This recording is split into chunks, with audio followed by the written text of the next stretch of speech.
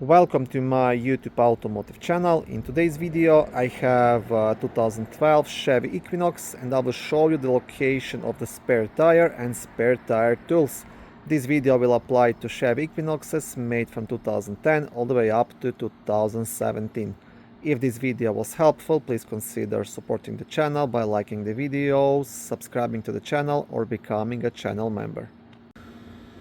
Okay, so you want to open the liftgate and then you will have to lift this bottom floor cover all the way up and remove it to get access to the spare tire and the tools.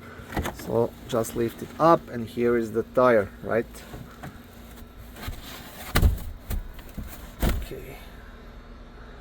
Now all the tools, here is the jack, the wrench and the spare tire. To remove the spare tire from the floor, you just want to unscrew this holder all the way,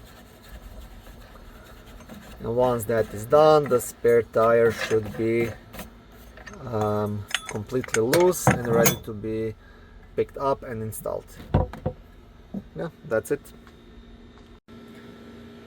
Thank you for watching this video. I hope it was helpful and educational. If it was, please like it and consider subscribing to my YouTube automotive channel.